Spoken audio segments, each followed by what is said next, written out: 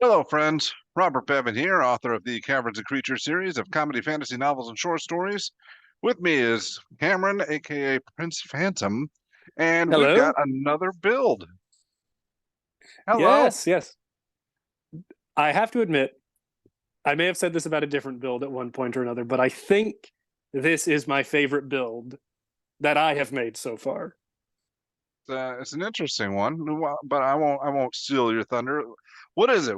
Tell us about it. Well, the build originates from my love of the concept of wild magic. I absolutely adore the flavor, the idea, even the actual wild magic table found on the Wild Magic Sorcerer subclass. I think it's great. I think it is the best implementation of wild magic in 5e, better than the wild magic barbarian, better than the semi-wild magic of the College of Spirits bard. I think it's better than all of them. A lot But it has a better than, problem. well, it's a lot better than some of the spells that seem like they should involve wild magic, like Yeah. Chaos Bolt or prismatic spray or the worst offender, weird. These are the things you Yes. think nutty things are going to happen, but it's Yeah, there's a a few. different damage type. Yeah. Yay. Yeah. There's a few good chaos spells. I'm a big fan of Nathir's Mischief, Yeah, that one's but fun. they're few and far between. Um, but the actual subclass, because the build does include the subclass, spoilers, it has a big problem in that if you read the actual subclass's abilities, in fact, I will do so right now. So, the first ability you get, Wild Magic Surge, kind of what we're building this whole character around. So, starting when you choose this origin at first level, your spell casting can unleash surges of untamed magic. Once per turn, the DM can have you roll. The DM can have you roll. Make note of that. Gotcha. A d20 immediately after you cast a sorcerer spell of first level or higher. If you roll a 1, you get to roll on the table. So, if your DM lets you, and if you roll a 1, you get to roll on the table. That's not good enough. I want more. So, the if your DM lets you part, I can't control. Whatever happens at your table, whatever your DM rules at your table, I cannot control. At my tables, I would say it happens every single time because I think that's most fun. Well, If I you mean, if can, that's what you want to play, then yeah, this yeah, is a talk you have with the DM. yes. Yeah. And I will definitely say that this is a character that you do not take to a table blind. You need to have a conversation with, and really, you should have a conversation with your DM about your build, no matter what you're playing, because it helps your DM better incorporate your character into the world and create better stories. But we need to have a talk about things mechanically, not just flavor and background. So, yes. Before you go any further, though, all right, it's up to your DM, and then you have to roll a one. Are you suggesting, you've already talked to your DM, so he says, okay, wild magic is on the table. Whenever it's appropriate, you get to roll. But are you suggesting doing away with the rolling of a one too? No, no, Or no. We can oh, keep okay, that. okay, okay. But thankfully, the subclass offers us a second way to roll on the wild magic table, which is much more controllable, All right. ironically. So, the second ability we get at first level is Tides of Chaos. So, starting at first level, you can manipulate the forces of chance and chaos to gain advantage on one attack roll, ability check, or saving throw. So, basically, any d20 roll. Okay. Once you do this, you can't do it again until you finish a long rest. Now, that by itself would be a pretty crappy feature, but it doesn't end.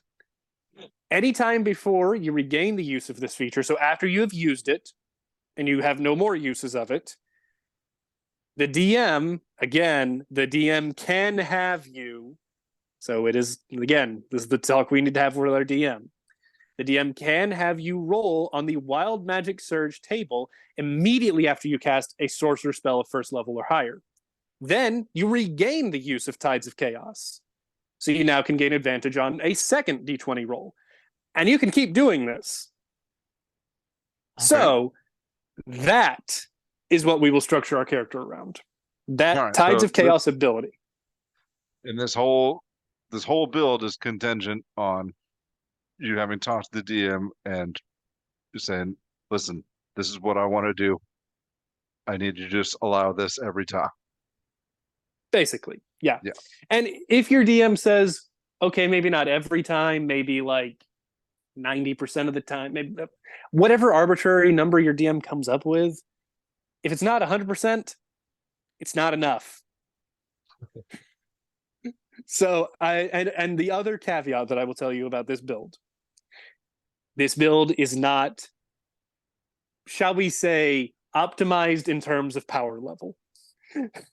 This build is optimized to roll on that wild magic table as much as physically possible. And it's not always going to be beneficial. No, it's not. Right. um, Bob, I asked you a few times. Asked you before we started this video to pick out a couple of things from the wild magic table. Some of your favorite things. Doesn't necessarily have to be the mechanically best, but just some highlights that you picked out from it. So you come up with any of those for us? I have a few. All right. I think my favorite one was each creature within 30 feet of you takes 1d10 necrotic damage. You regain hit points equal to the sum of the necrotic damage dealt. Because that's Yeah. if you're in a nest of enemies, all right, that's wonderful. But more than likely you're among friends. And that's bad for Yeah. the party, but good for you. Yeah. There's some other for some real bad ones that can happen to you. You could turn into a potted plant. Yeah, I saw that. Just a potted plant. You could be polymorphed into a sheep. Your skin could turn blue. Yeah. Blue. So the actual could just huff it up and appear and then disappear a minute later. No no idea what he's gonna do for that minute. Yeah. There. Or you can bugger off to the astral plane for the turn. Yeah. But there are also some very beneficial effects. You can regain all of your expended spell slots. Yes, that's a good one. You can. There's a whole bunch of very beneficial. So the actual math of the Wild Magic Sorcerer table is there are about 70% of the options either confer no benefit nor detriment at all. For example, your skin turning blue, Hair falling out and growing back. Yeah, hair 24 falling hours later. out. Yeah, things like that. No mechanical benefit or detriment whatsoever, or are beneficial to you. So 70% of the time, you're getting something that is good or neutral. Mm-hmm. Now, that 30% of the time, something bad could happen. A couple of those things that fall into that 30%, we're actually going to try and twist those into being good things. And I'll tell you how. And we also get an ability at 14th level that helps us control it and will actually turn our percentage odds of rolling a bad effect to a much lower percentage. Yeah, I was looking at that. That's my favorite part of this whole subclass, I think. Yeah, that's not until 14th level, so we have to be careful. But when we get there, it's great. So I think we've dilly-dallied enough. Let's go ahead and get into the build. Let's do it. All right, so race for this is custom origin. No buts about it. We are a feat-hungry build. And also as I said, we're going into Sorcerer. We want as high of a charisma as possible. We're going to be using our charisma for a lot of things. That's a hint for something else we're going to be doing. So we'll start that custom origin, of course. It gives us a +2, and we'll use that for our charisma. We'll get into the stats here in just a second. And it gives us a feat. The feat I've chosen for this build gives you a hint as to kind of our strategy. It's not a feat I would normally take at first level, to be honest with you. And you definitely could swap it out for something like Fey Touched if you're more interested in having a couple extra spells. Nothing wrong with that whatsoever. My problem is if we got the spells from Fey Touched, they don't count as sorcerer spells, meaning they don't trigger Tides of Chaos to help us recharge our Wild Magic Surge. So I wasn't super interested in that. So instead, I took something that's going to help us because we are actually going to be a melee focused character. I love that we are. Yes. Yes, and it is a very strange melee character, but we're going to make it work. Now, to help mitigate some of the downsides of being in melee, we're going to take Gift of the Gem Dragon. So, Okay. That's I believe you guys an interesting actually first covered this choice. one very recently. Yeah, we did. Spans Treasury of Dragons, wonderful book. I am with Sam on that. One of the best books that D&D has published in a long time. It gives us the ability to improve our charisma by 1. We love that. That allows us to start with an 18 charisma. That is great. That means that we don't really have to worry about bumping our charisma for a long time.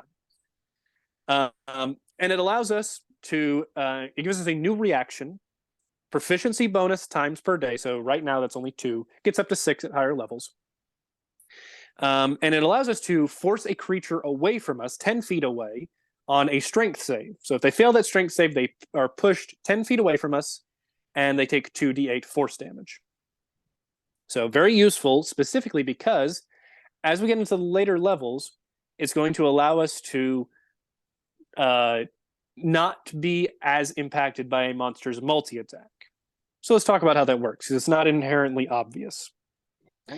So if a creature has a 30-foot speed, which a lot of them do, that's kind of the average, not all of them, but a lot of them, and you are 30 feet away from them, then they can move up and attack you. Yes.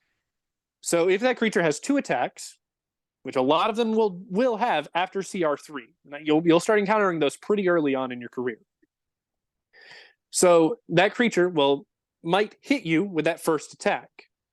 Okay, on that hit, we're then going to try and push them back. If they're pushed back 10 feet and they had a movement speed of 30 feet, they've already used all of their movement speed to get to us. They now cannot close that distance to make their second attack, and their second attack is wasted.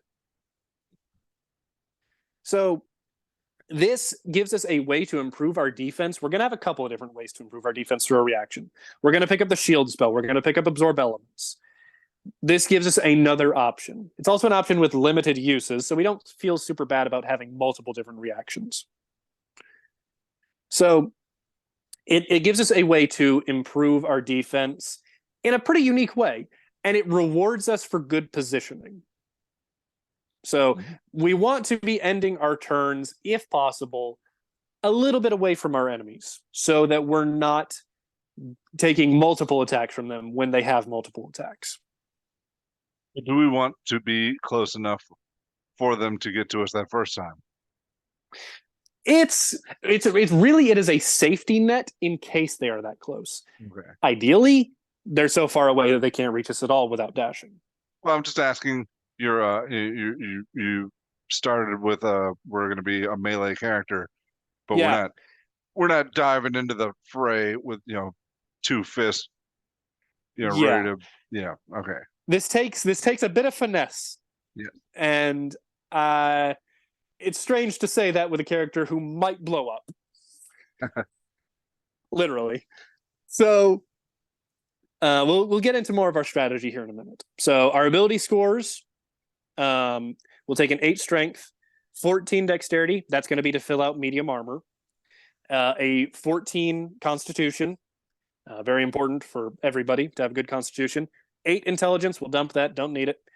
A 11 wisdom, we'll take that at an 11 because we are going to boost it to a 12 with a feat later. And of course, an 18 charisma. So really big charisma. I thought you said we wanted a 17 so we could bump it to 18 with the feat. Yeah? Yes, I'm sorry, I'm including the feat. All right. Yeah.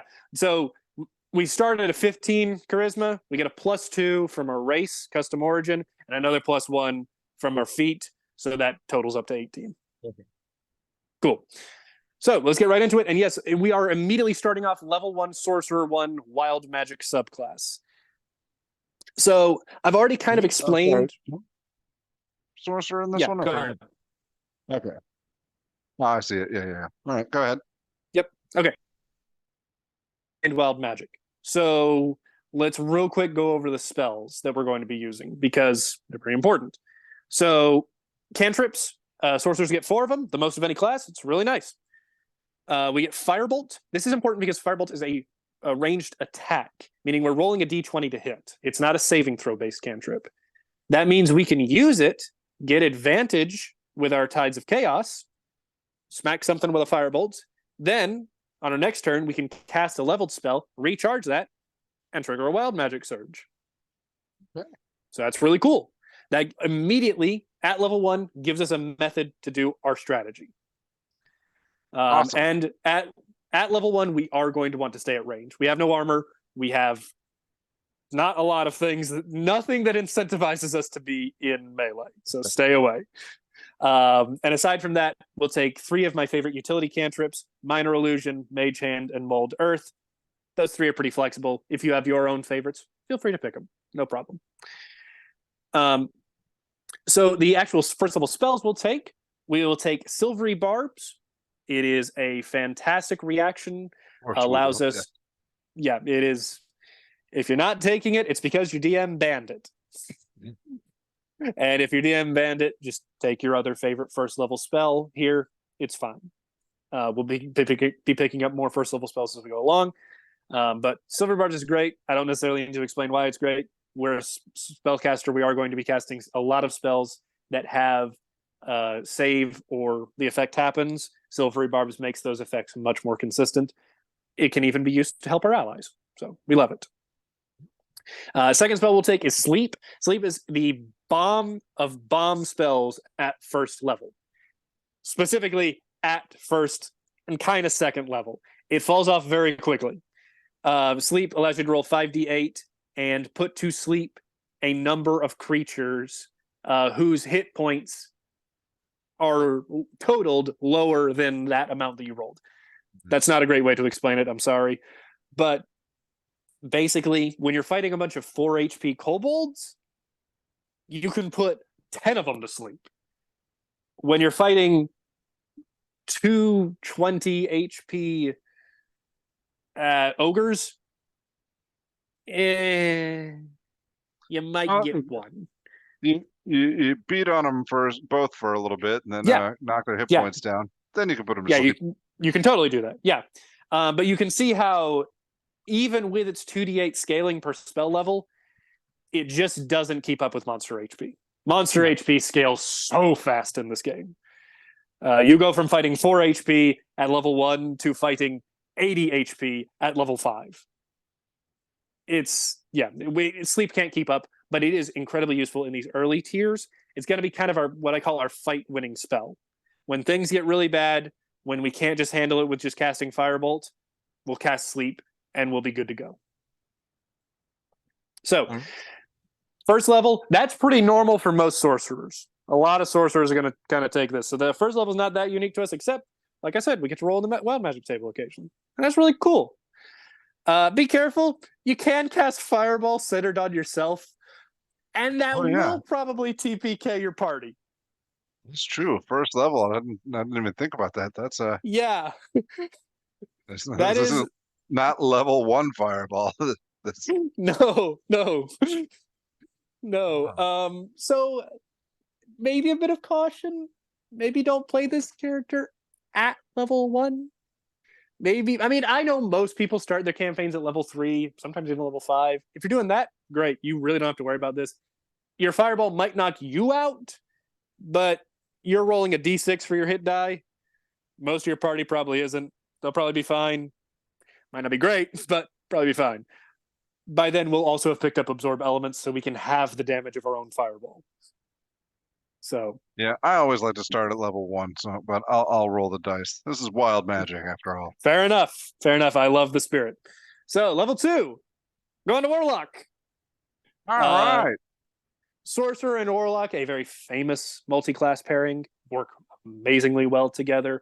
There is the often derided strategy of the Coffee Lock that allows you to generate infinite spell slots. We're not going to be doing that today. I'm not interested in doing that. Most DMs don't allow that. I'm not interested in presenting you a build that focuses on that. So we're only taking 1 Warlock level here, and you could probably guess it's the Hexblade. The Sounds good. Hexblade, potentially one of the strongest one-level dips for the most characters in D&D. Obviously, it's not good for all characters. You know, a barbarian doesn't necessarily need it, but for a lot of characters, it's really good. It allows us to attack with our charisma, and that's something you cannot find anywhere else in this game. That is not an option anywhere else. So we're going to be doing that. It also gives us medium armor and shield proficiency.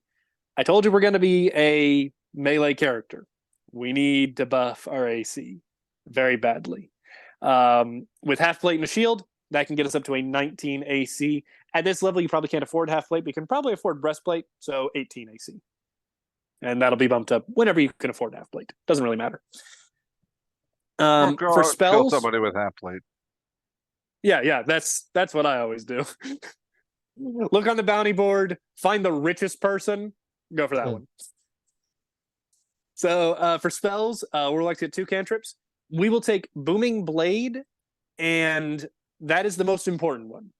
Your second one is very flexible. If you want to really double down on it, you can take Green Flame Blade, which is another melee attack focused cantrip. I'm never super impressed by Green Flame Blade. I'm not as big a fan of it as some people are. If you are, that's fine. Take it. You'll have 2 options for attacking. I'm fine with just having Booming Blade. I find it suffices. So I'll take Prestidigitation as my second cantrip. It's because I really like it. It's really fun. So that second cantrip slot, very flexible. Booming Blade, however, though, is not. We need that very desperately. All right, why? What is the Booming Blade strategy here?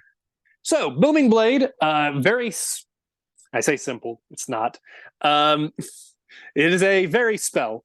You get to make in the casting of the spell, we're still casting a spell, but we are making a attack. So notably, you cannot combine Booming Blade with extra attack. Unless you're a blade singer. So, but we're not actually ever getting extra attack with this character, so we don't care. So Booming Blade being a spell is actually very helpful for us because we're going to get Quicken the spell eventually. So that'll allow us to make attacks as a bonus action. Getting ahead of ourselves. Booming Blade. You attack. If you hit, you surround the target in booming energy. If the target moves, yes. If the target moves willingly, so forced movement does not cause this, right, but moves willingly, they take a D8 of thunder damage upon moving. Once you get to 5th level, this scales to automatically doing 1d8 thunder damage upon hit, then doing 2d8 if they move later. And the scaling continues at the same rate at 11th and 17th level. So it is a way to empower our melee attacks because we're not going to be using Great Weapon Master, we're not going to be using Sharpshooter, we're not going to be using any of that. We're not going to be dealing a ton of damage with our melee attacks, but we're also going to have 9th level spells eventually, so I don't really care. We might. We need to survive. If we get there. So we're going to take a couple of spells that are going to help us survive from our Warlock spell selections. Notably, I'm sorry. Go ahead. I'm sorry. I'm still stuck on Booming Blade. Was there anything in particular you like about that with the booming energy and the movement, or is it just a cool spell? Well, it's a cool spell, yes. Yeah. But it allows us to improve our damage in a significant way. The flavor of it is whatever. You can reflavor it even if you want. That's not really what I'm taking it. But it allows us to increase our damage. We do still want to be an effective damage dealer because our role is going to be a blaster / controller. Depending on what the situation calls for. You know, sometimes a wall of force is needed. Actually, sorcerers don't get wall of force, so that's a bad example. Sometimes a wall of stone is needed. And sometimes a fireball is needed. We're going to be able to do both.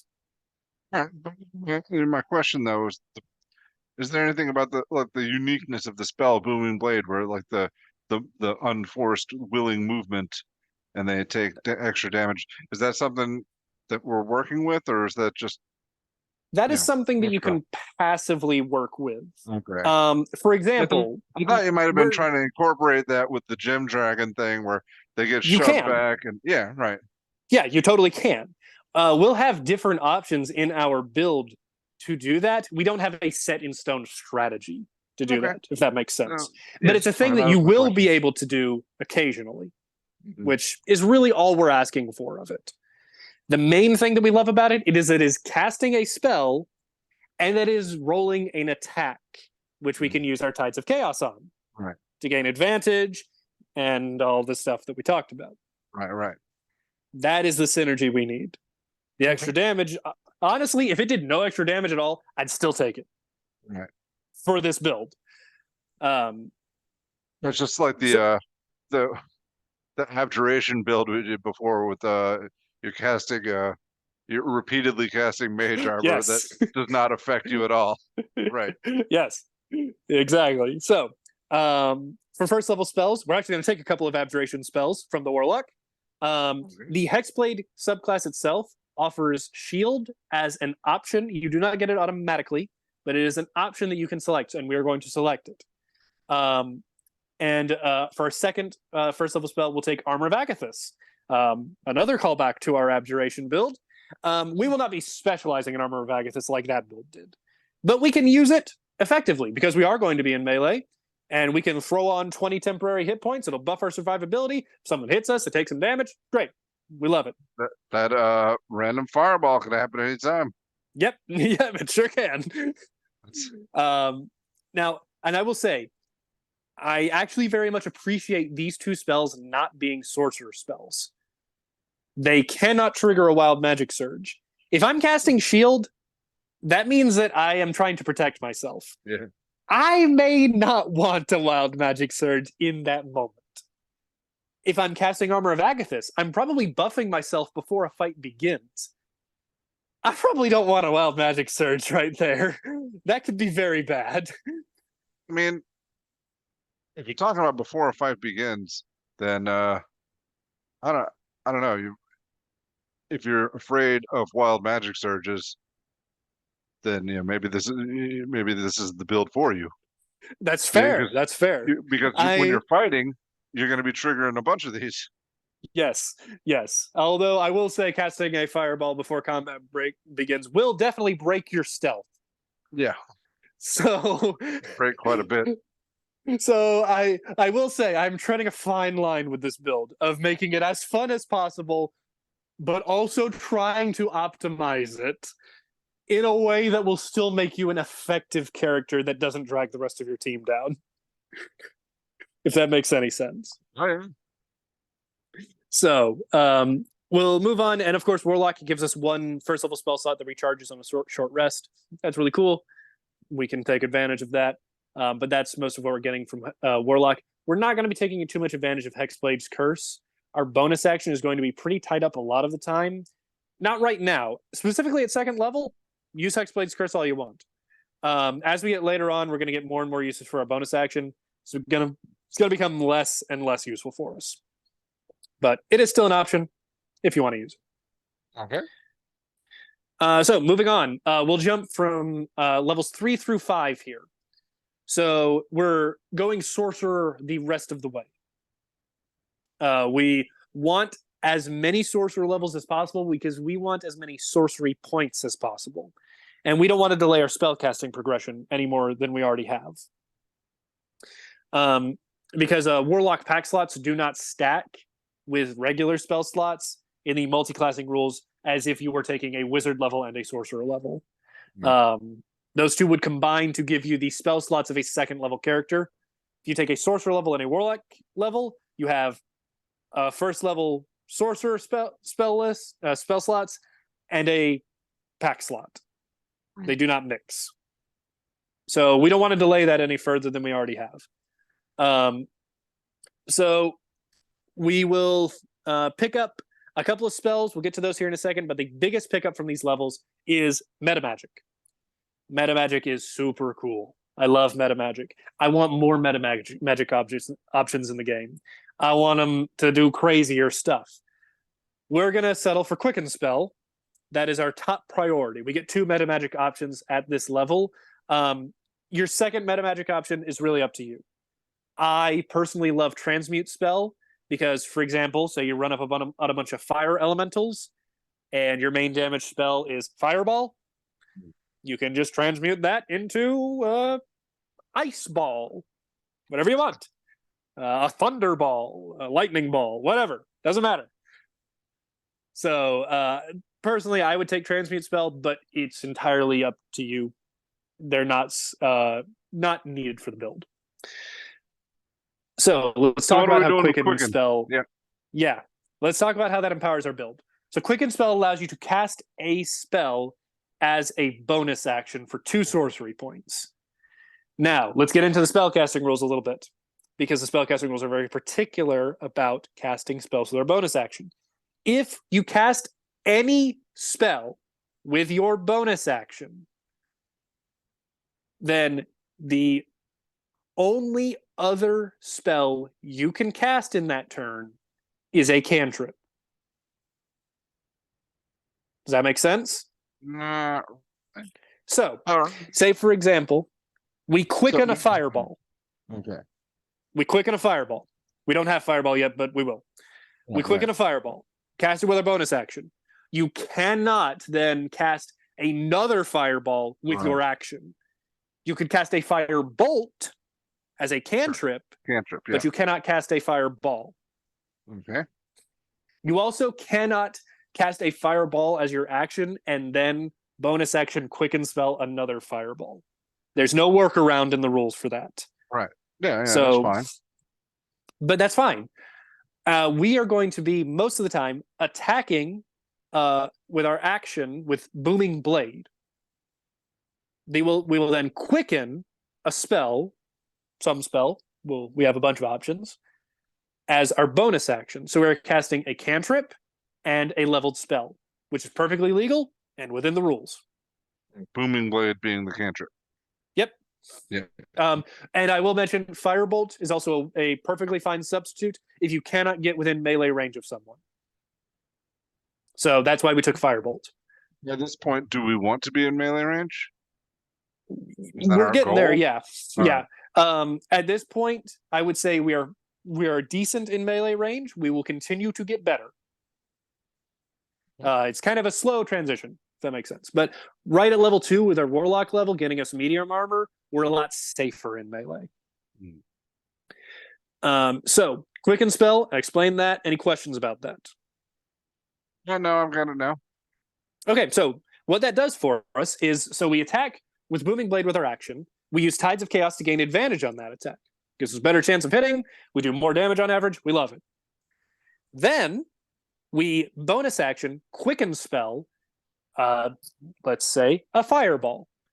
Probably not casting the Fireball at the thing we just made a melee attack at, but you can. You just place it to where the edge of it comes to that and doesn't touch you. Yeah. Bit finicky, but you can do it. That will then recharge our Tides of Chaos, and we will then immediately roll on the wild magic table. All right, because we cast a leveled spell. Yep. Okay. Yep. All right.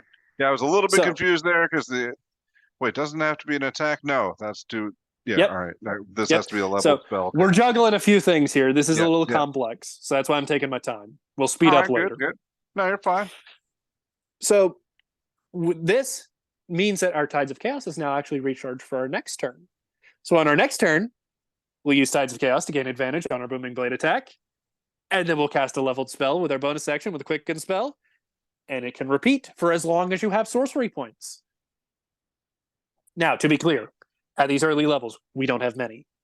Yeah. So what your turn is most likely going to look like in these early levels is making a Booming Blade or Firebolt attack empowered by Tides of Chaos on one turn. Then on your next turn, casting a leveled spell and rolling on the Wild Magic table. So with that, you get to roll on the Wild Magic table every other turn. But sometimes you get to roll on it every turn. All right. As we level up and gain more sorcery points, that sometimes is going to become a lot of the time. All right, I get what you're saying. And then sometimes on the wild magic table, we're gonna hit the one that says we regain all our sorcery points. And Yes. yay. Yeah, that we'll love that. So, for spells that we'll pick up at this level, sorcerers famously don't get many, so we have to be picky. That's why on a wizard, I may not specifically mention every single spell we take. On a sorcerer, I will. So we'll take absorb elements. We're going to swap that out with sleep. At this level, sleep is no longer as effective. We're going to swap it out. We get to swap out one spell per level. So we level up from level 4 to level 5. We can swap out one of our spells with another one, along with learning a new spell. It's kind of like we learned 2 spells. Cool. Now, are we taking absorb elements specifically for that chance, the off chance of centering a fireball on ourselves? It's helpful in that circumstance. Yeah. That being said, though, you do face a lot of elemental damage in this game. Okay. And it does generally buff our survivability. The red dragon comes and breathes fire on you. Guess what? You only take half damage. Pass your save, you only take a fourth of the damage. All right. So we got absorb elements. Other spells, like I mentioned, we're going through levels 3 through 5 here, so we're picking up a couple of spells. I'll also take suggestion. Suggestion is a wonderful spell both in and out of combat. Basically, you cast the spell on someone to make a wisdom save. If they fail, then you are able to give them a suggestion of a course of action to follow. As long as that course of action is reasonable, aka not throwing themselves off of a cliff and not assassinating the king that they're loyal to, they'll follow it. And the duration of it is 8 hours, which is kind of crazy. It does require concentration. In combat, this can be used very simply. Simply tell an opponent to flee. Right. That is a perfectly reasonable thing for a creature to do when they're facing 4 adventurers armed to the teeth with magic and weapons. And a DM will normally honor that. You can get a little bit too creative with suggestion, to talk to your DM about what exactly they're going to allow with it.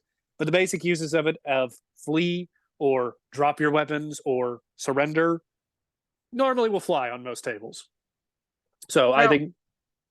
Go ahead. I mean, if that's reasonable, and you just, without suggestion, you say flee or surrender when the alternative is I'm going to kill you. I mean, yeah, but the spell takes any guesswork out of it. It's mind control. We're not worried about, will they, won't they? They will. It's bothered me a little bit, though. If it sounds reasonable, then they probably do it anyway. Yeah, well, I mean, the actual example that they give in the spell description is for a paladin to give up their horse to the first person they see.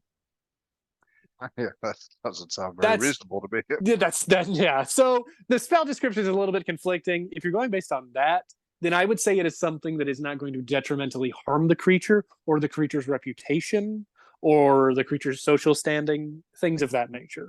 Spell description, probably the intention and what it should have said was like maybe 2 notches beyond reasonable.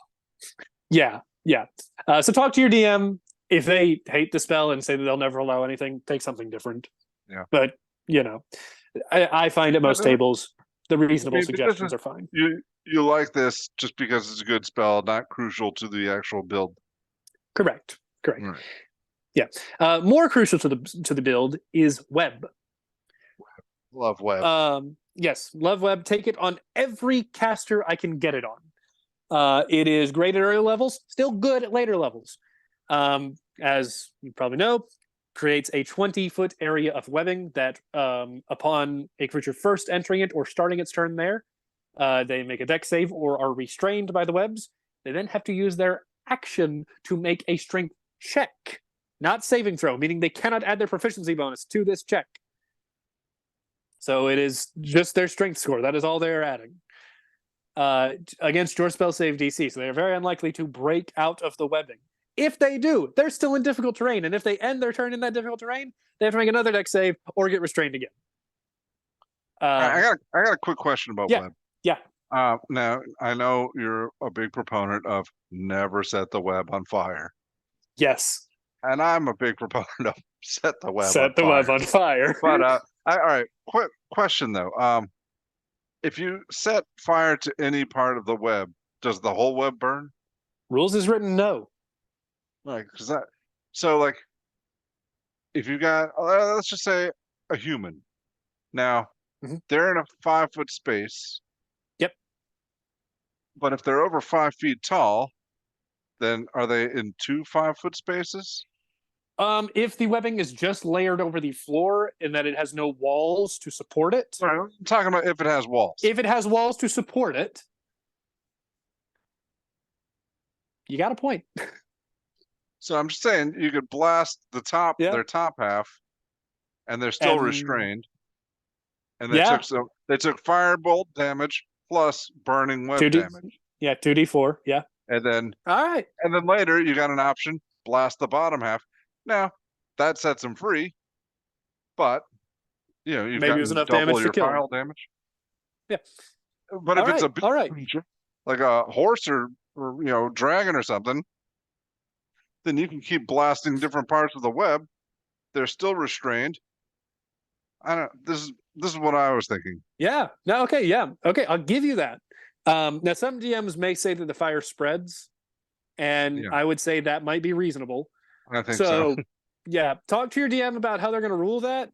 Yeah. But if at your table that works as Bob has described, sure, go for it.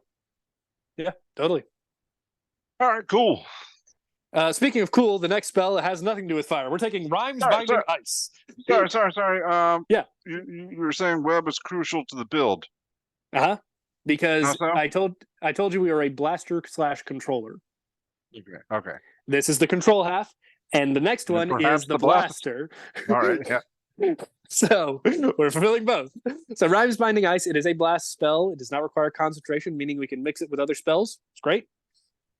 It is a cone shape, similar to a Burning Hands, except it is a Constitution save, which I'm not a huge fan of. But at early levels, it's not as big of a detriment as it is at later levels, so it's fine. It does a bit of cold damage, which is cool, literally. And the most important part of it, however, is that it restrains creatures, but it doesn't restrain them how you think. It gives them a movement speed of 0, not restrain, meaning it stacks with the web's restraint. All right. So what it does is if they fail their Constitution saving throw, they take damage and are also encased in ice. This ice reduces their movement. Yes, this ice reduces their movement speed to 0. They can take an action to destroy the ice and free themselves. They can do that and probably will do that. But that is their action for the turn. So we have completely taken away their action for one turn. That on its own is a pretty good spell. I take that a lot of the time, and I would very happily cast it on creatures that I felt comfortable would fail it, especially if I could get multiple creatures in there. And it is a cone, so it's not that hard to do. They just have to spend their action. There's no ability check or anything. All right. They just have to spend their action. And another creature can come up to them and spend their action to break them free. However, that's going to be a lot more difficult to do if they're also trapped in a web. Yeah. So my favorite thing to do is to cast the web first, get them stuck in there.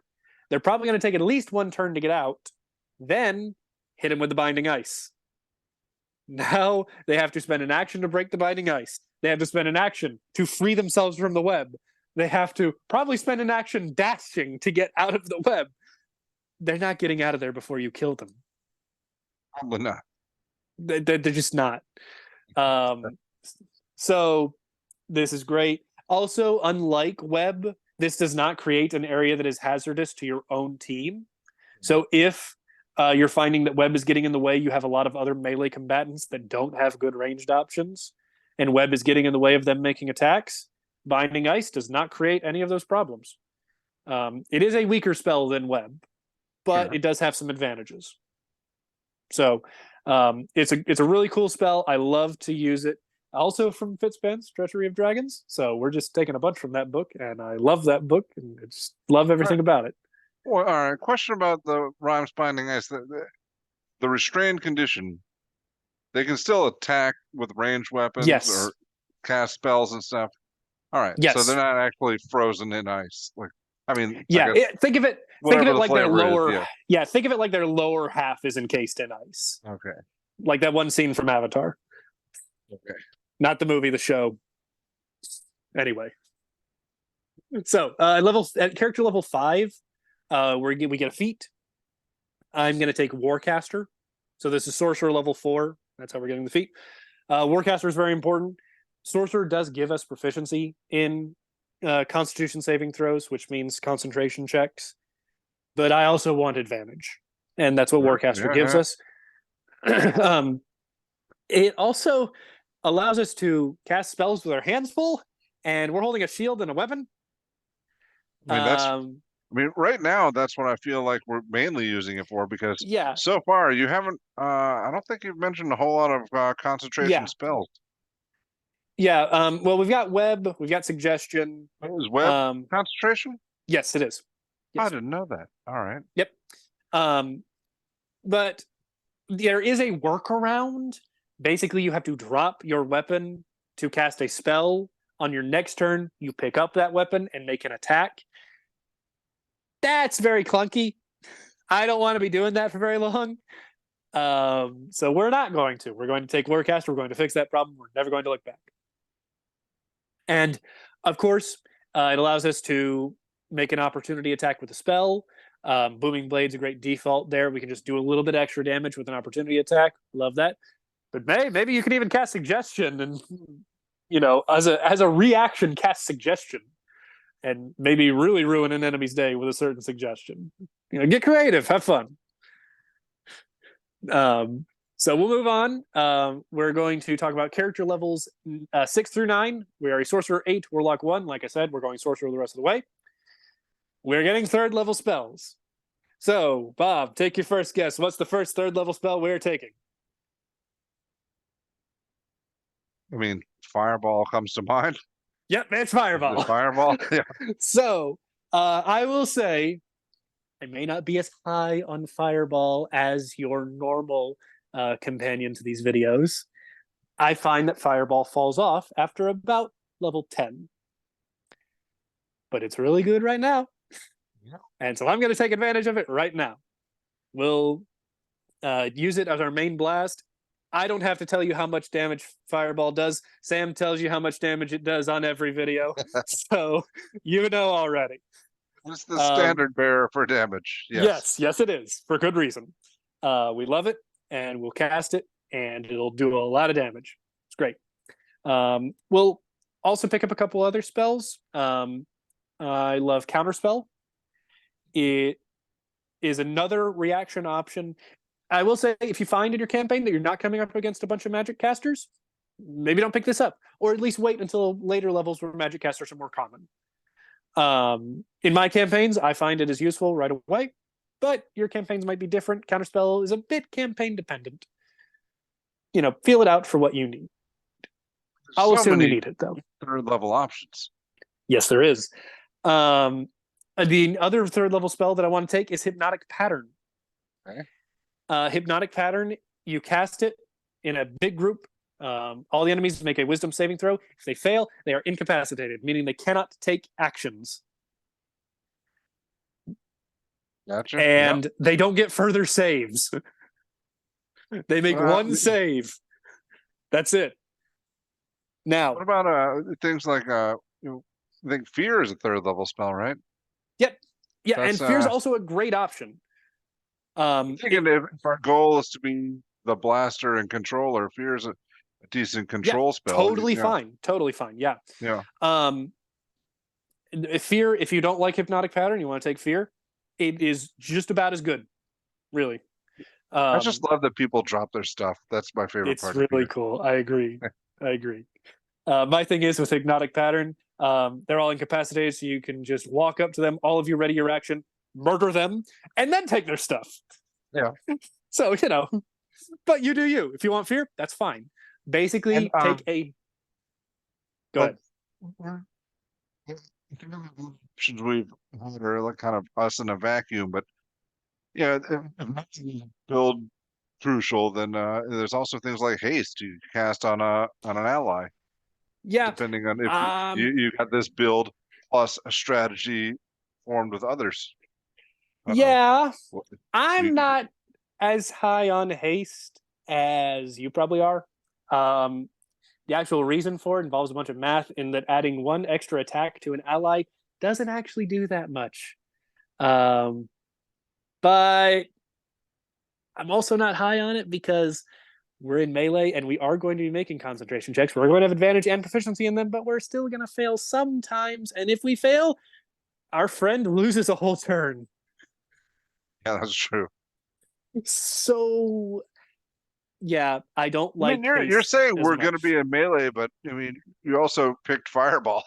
Like, Yeah, yeah, there's that's it is a bit of a hybrid character. You can be in melee, you can be out of melee. You have options for whatever you're thrown at. yeah, So, but I think that's the strength of the build. yeah, yeah.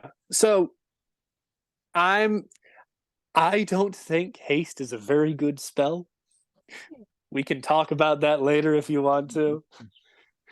But the real optimization community will agree with me on that. I have math to back my opinion up.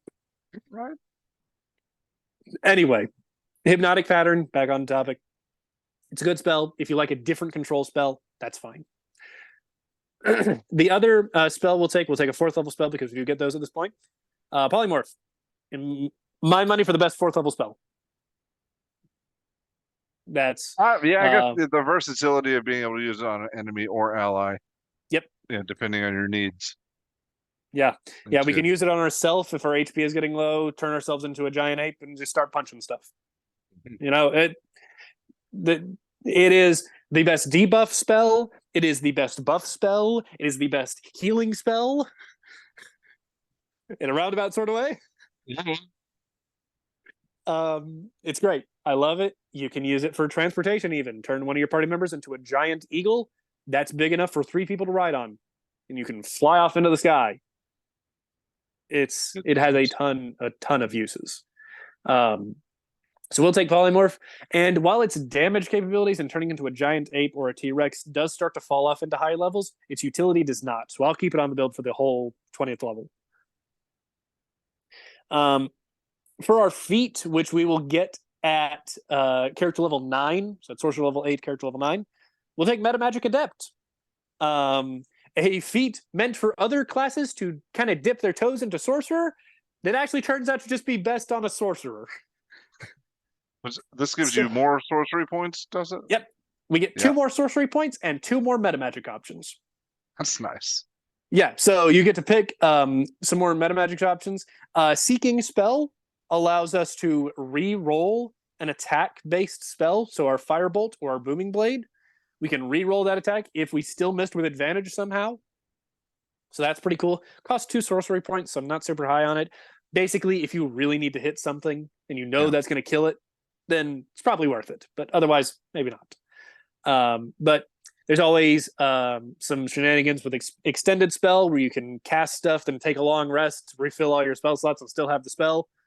There's some spells that work like that when you extend them. All right. There's twin spell, which is always great. You can twin a Fun spell. suggestion.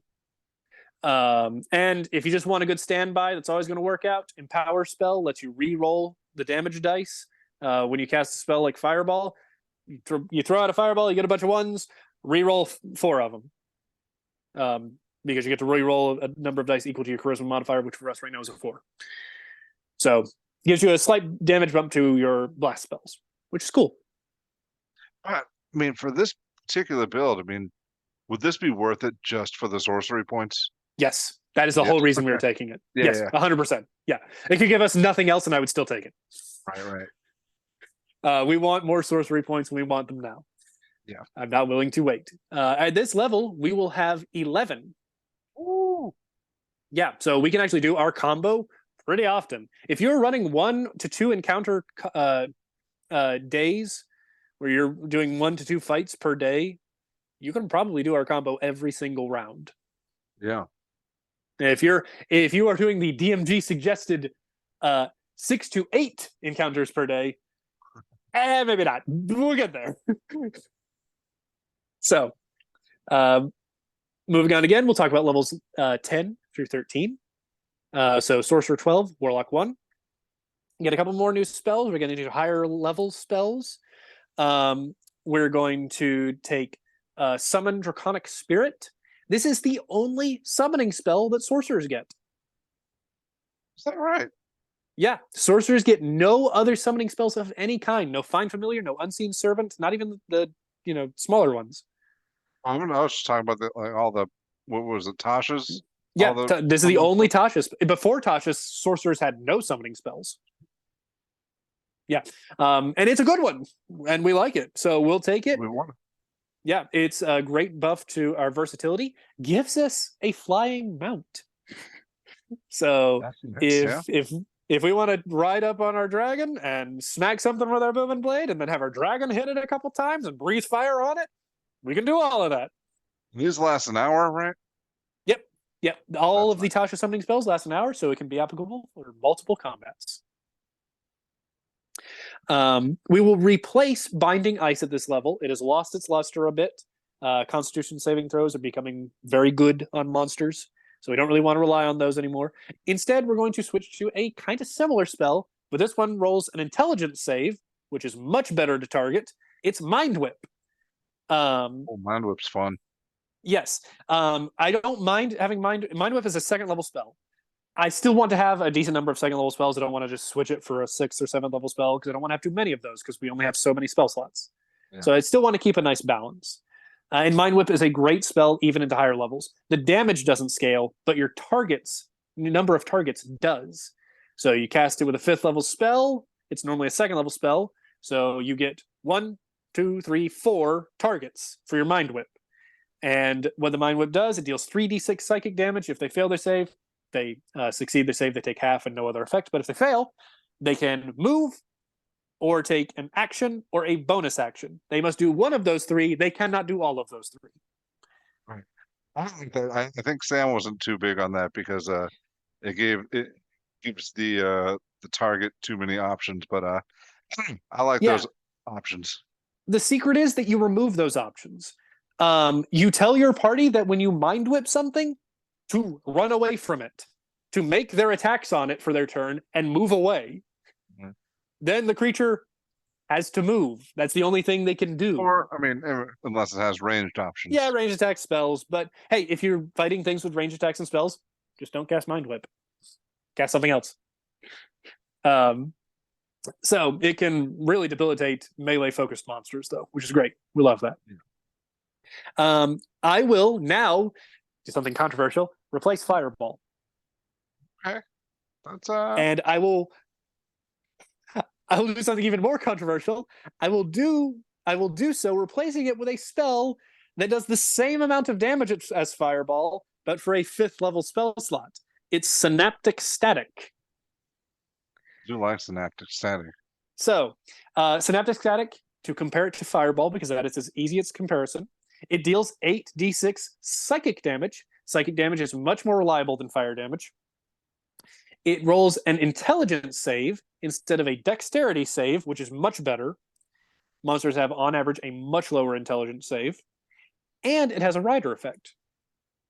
It says that when a creature fails their intelligence saving throw against the spell, they take the damage, and they have a d6 penalty on all attack rolls that they make.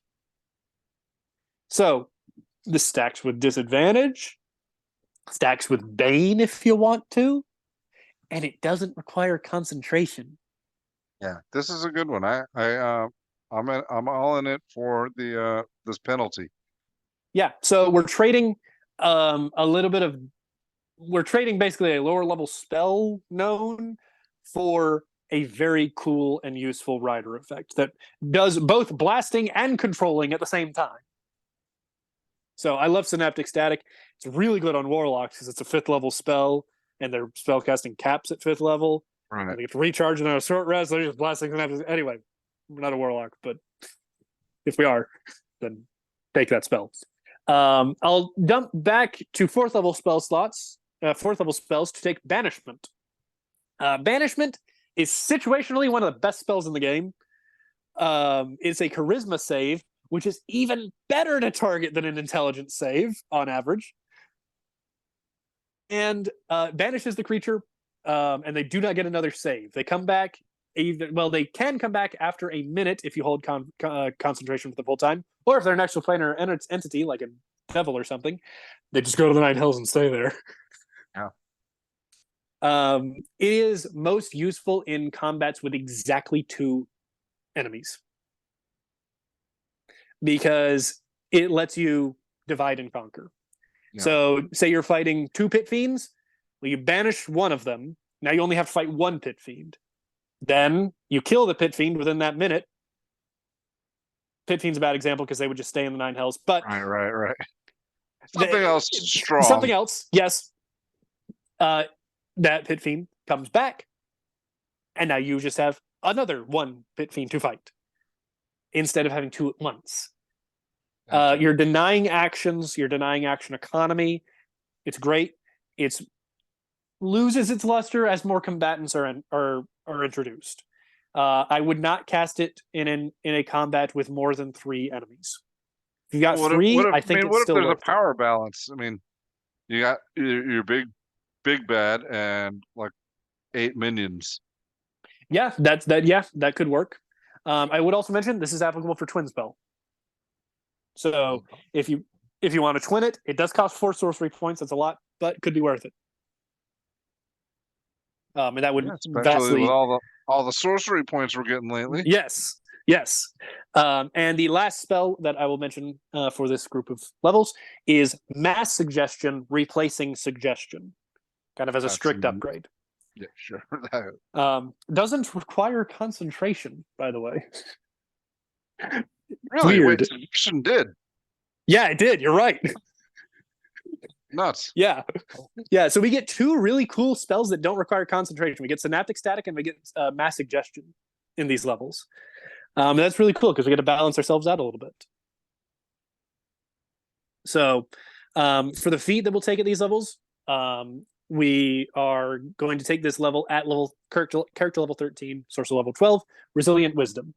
So I had an 11 in the Wisdom at stat generation. This bumps it up to a 12, increasing our modifier and giving us proficiency in it.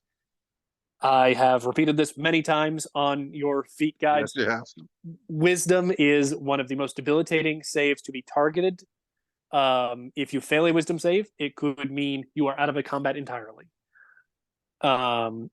Even something as simple as a Frighten effect can severely debilitate you.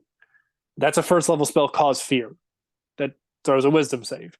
Yeah. Cause Fear is not a spell that I rate highly on a character, but on an enemy, casting it to you could be debilitating. So, especially if you're a melee character, like we sometimes are. So, Resilient Wisdom, it's very important. Do not skip it. You will regret it. It only becomes more important when you get to higher levels because Wisdom saving throws get targeted more often. I won't say that it's super needed in the early tiers. Most of the time when you're fighting in the early tiers are things that are making 2 claws and a bite attack. Right. But you get into higher levels, you're fighting mummy lords and all these other crazy things that make you, or even dragons, cause a Wisdom save just by being near them. Right. So, it's very important. We'll continue on levels 14 to 17. We're getting to very high levels here. Not quite at 9th level spells yet, but we're almost there. The new spells that I love are Reverse Gravity, which is so silly, and I think does play into the chaos theme just a little bit here. Just all the gravity around you just flips upside down. I think that's wonderful. And it's very useful as well. It hits a absolutely massive area. It's like a 100-foot diameter, I think, if not more. It's nuts. It's huge. And it doesn't really care if the target fails their save or not. Basically, their options are to fall upwards, or if they have something. There's no target, it's just an area, right? Yeah. Yeah. So, but the people inside that area, Yeah. Okay. if they have something that they can hang on to that is anchored to the ground, they can make a save to hang on to that thing, but now they're just hanging upside down. What good is that doing them, really? Alternatively, they're slamming into the ceiling or just oscillating in the middle of the Yes. air. Yeah, floating, I think, about 100 feet off the ground. Which, by the way, I will tell you, ending your concentration is a free action that you can take even when it's not your turn.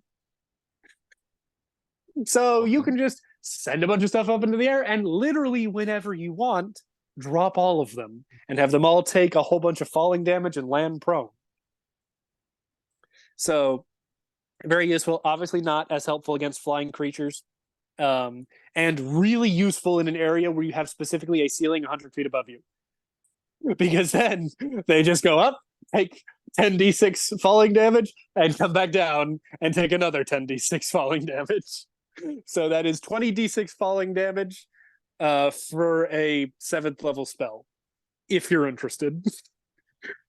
Or I you can just am. keep them up there. Yeah, It's I a mean, very it great. depends. Like, if you got like half of your enemies slammed up against the ceiling, the other half are hanging onto the floor. Yeah, Just like you were saying with banishment, go divide and conquer. divide and conquer. Yes.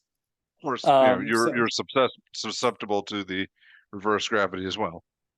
yeah, but we've got at this level flying options are frequent. A lot of Yeah. times you can get something like boots of flying or something.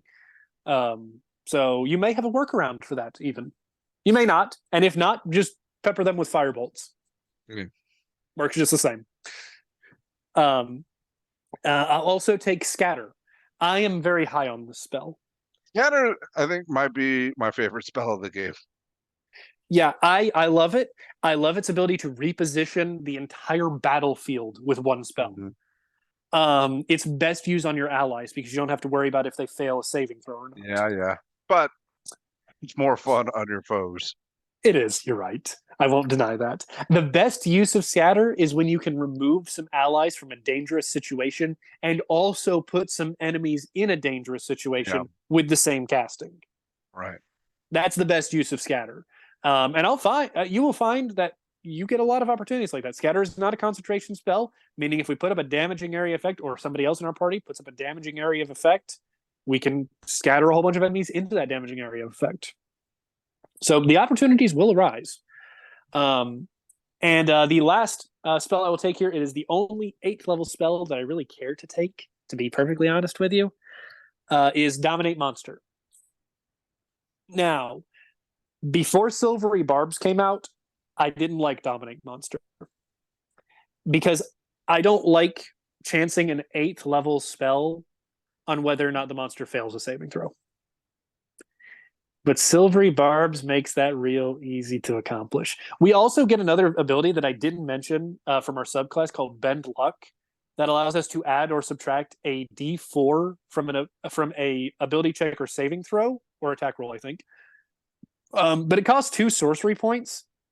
So in the early tiers, I really don't think you should be using it very much unless it's to pass a save that you really need to save.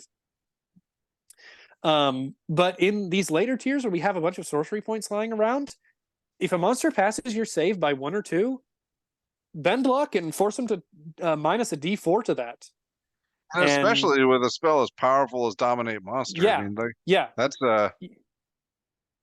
if the difference between them making the save and failing it's yeah, huge. yeah, totally. And also, obviously, just don't cast it on things with the legendary resistance. You're going to be facing a lot of that at this level. Just don't. Don't even try to whittle something's legendary resistances down. That is a bad strategy. Just kill it. You will kill it a lot faster than you will whittle down something's legendary resistances. I promise. It's also a waste of spell slots. But in the instance where they don't have legendary resistance, and you feel you can have them fail the save through a combination of Silvery Barbs, Bend Luck, then go for it. It is a really debilitating spell. You can completely turn a combat around with it. it does what it says on the tin. You have complete control of a monster.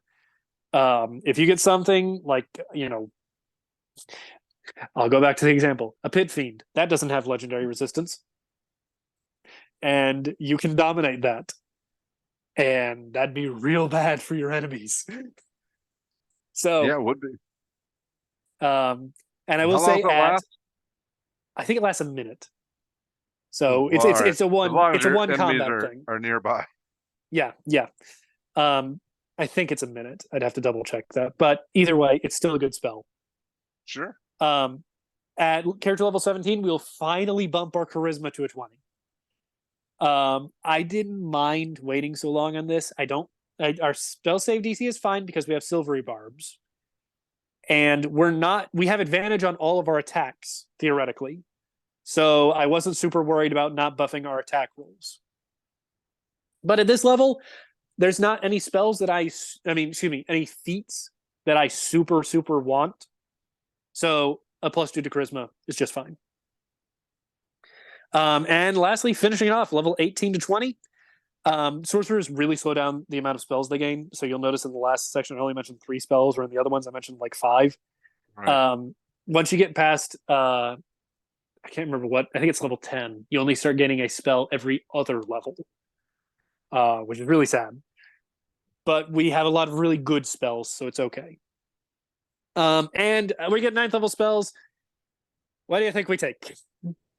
Ish. Yep, yeah, that's right. We take Wish. It's the best. Wish is the best feature that a character can get in the game. It is better than any all the spells. Yes. Yes, it is. It is better than any subclass ability, any class ability. It is better than anything that anybody ever gets. And it's like you mentioned, at its base level, it is any spell of 8th level or lower. And if you want to go crazy with it, you can. I recommend against it unless it's like the end of the campaign and you know that you won't be playing anymore after you cast this, and it doesn't matter if you can't cast Wish anymore. So, but hey, you do you. At level 20, we do get a feat. This is really open. You can take Tough if you want more durability. I chose Lucky just because it's generically good, but you take whatever you want. So I've gone for a bit without really talking about our strategy. So let's review it. About to ask that. Yeah.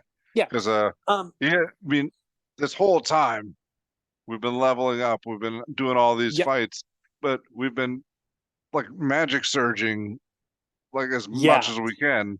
Yeah. And all this wild and nutty stuff is happening. Yes. So we skipped there's a lot more that's happening here than just casting good spells. Right. Now, casting good spells is still part of our character. We still want to be doing that. And so that's why we took all these really good spells. But mixed in with all of this, absolute pandemonium is erupting on the battlefield every single turn. We are casting fireballs centered on ourselves. Random lightning strikes are hitting our enemies. We sometimes just turn into a plant. Turn into a plant. Yep. Sometimes we turn invisible. Sometimes we turn everybody else around us invisible. Oh, that's a fun one. Yeah. sometimes we get, hey, there's one of them on there that allows us to cast spells as a bonus action for free for a minute.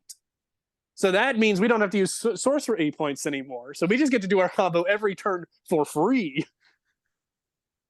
So that it is, in my opinion, if I were to start a campaign tomorrow, this is not anywhere close to the most optimized character I have ever built. This is not anywhere close to the most powerful character I've ever built. It is powerful. It is effective. But the unpredictability of it means that I cannot recommend it from an optimization standpoint, but I wholeheartedly recommend it from a fun standpoint. Absolutely. All right. I came into this with an idea that I thought was brilliant, but now I see there's a flaw in it. Okay. I was talking specifically about the controlled chaos that the Wild Magic Sorcerer gets at 14th level. And I Yes. was thinking, this is a path to immortality. Because my thinking was that you were doing this wild magic enough that occasionally you're going to get the which one is it? Oh, I know the one you're talking about. The aging plus or minus 10 years. Yes. That's the one. But I was thinking, oh, well, if you age plus 10 years, you can use this to pick something else. However, yeah, now that I think about it, you don't get to choose before you roll plus or minus. Yeah, theoretically, you Yeah. could become immortal, but it's random. Yeah. Just like Well, everything else.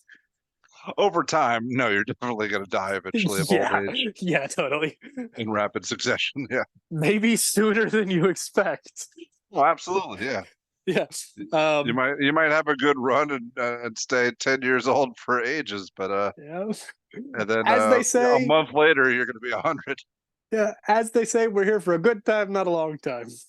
Yeah, the And wild yeah, magic sorcerer more than most. yes.